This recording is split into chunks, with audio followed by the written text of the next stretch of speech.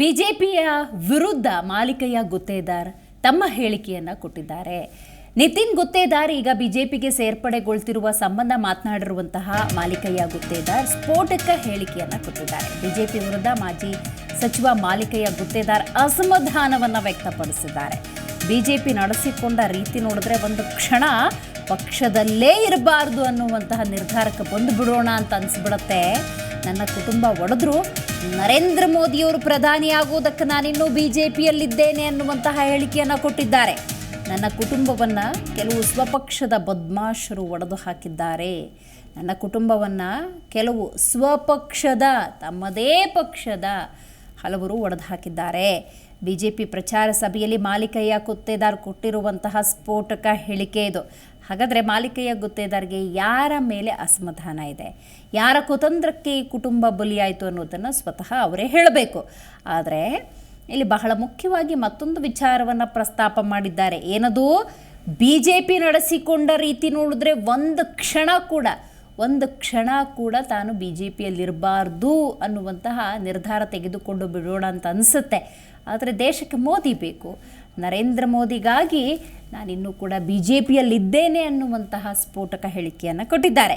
ಬಿಜೆಪಿಯ ಪ್ರಚಾರ ಸಭೆಯಲ್ಲಿ ಹಿರಿಯ ಮುಖಂಡ ಮಾಜಿ ಸಚಿವ ಮಾಲಿಕಯ್ಯ ಗುತ್ತೇದಾರ್ ಕೊಟ್ಟಿರುವಂತಹ ಹೇಳಿಕೆ ಇದು. ಕಲಬುರಗಿ ಜಿಲ್ಲೆ ಅಫ್ಜಲ್ಪುರ ತಾಲೂಕಿನ ಆತನೂರು ಗ್ರಾಮದಲ್ಲಿ ನಡೆದ ಪ್ರಚಾರ ಸಭೆಯಲ್ಲಿ ಮಾಲಿಕಯ್ಯ ಗುತ್ತೇದಾರ್ ಭಾವುಕವಾಗಿ ತಮ್ಮ ಪರಿಸ್ಥಿತಿಯನ್ನು ವಿವರಿಸಿದ್ದಾರೆ. ಉಮೇಶ್ ಜಾಧವ್ ಮಾಲಿಕಯ್ಯ ಗುತ್ತೇದಾರ್ ಬೆಳಿಬಾರ್ದೆಂಬ ಯೋಚನೆಯಲ್ಲಿ ಕೆಲವರಿದ್ದಾರೆ, ಅಂಥ ಒಂದು ಕುತಂತ್ರವನ್ನು ತೆರೆ ಹಿಂದೆ ಮಾಡ್ತಾ ಇರ್ತಾರೆ. ನಮ್ಮ ಕುಟುಂಬದಲ್ಲಿ ಯಾರಾದರೂ ಒಬ್ರಿಗೆ ಚಿವುಟಿದ್ರೆ ಮತ್ತೊಬ್ಬರಿಗೆ ರಕ್ತ ಬರುತ್ತೆ, ಅಂಥ ಕುಟುಂಬ ನಮ್ಮದು ಅಂತ ತಮ್ಮ ಕುಟುಂಬದ ಕುರಿತಂತೆ ಕೂಡ ಮಾಲಿಕಯ್ಯ ಗುತ್ತೇದಾರ್ ಹೇಳಿದ್ದಾರೆ. ಇದು ಮಾಡಬೇಕಾಗಿ ಹಿಂದಿನ ಡ್ಯಾಮ್ನಾಗ ಇದ್ದಾಗ ಜಿಲ್ಲಾಧಿಕಾರಿಗಳು ಆದೇಶ ಕೊಟ್ಟರು ಕೂಡ ನಾನು ನೀರು ಬಿಡ್ತಿರಲಿಲ್ಲ. ನಿಮಗೆಲ್ಲ ಗೊತ್ತದ. DC ನನ್ನ ಫೋರ್ಸ್ ಮಾಡಿದಾಗ ಇಂಜಿನಿಯರು ನಮಗೆ ಫೋರ್ಸ್ ಬರ್ತಾ ಅಂದ್ರೆ ಹೇಳಿದ್ರು, ಆ DC ಗಳು ಆ ಡ್ಯಾಮ್ ಗುಲ್ಬರ್ಗದವ್ರಿಗೆ ನೀರು ಕೂಡ ಸಲ ಕಟ್ಟಿಲ್ಲ. ಮೊದಲು ನಮ್ಮ ತಾಲೂಕಿನ ಜನರಿಗೆ ಬದಿಸಿದಾಗೆ ನಾನು ನೀರು ಕೊಡ್ತೀನಿ ಅಂತ ಹೇಳ್ಕೊಂಡು ನಿಂತಿರ್ತೀವಿ. ಆ ದರ್ಶನ ಬೇಕು ರಾಜ್ಯ ತೋರ್ಬೇಕು. ಇಲ್ಲಿ ಯಾರು ಹೋಗಿ ಹೇಳೋದೇ ಕೇಳ್ತವ್ರು ನೀರು ಖಾಲಿ ಮಾಡೋದು. ಈಗ ನೋಡಿ ನೀರು ಪರಿಸ್ಥಿತಿ ಡ್ಯಾಮ್ ನೀರೇ ಇಲ್ಲಿ ಇವತ್ತು ಮಳೆ ಕಮ್ಮಿ ಆಗುತ್ತೆ ಎಲ್ಲರಿಗೂ ಗೊತ್ತು.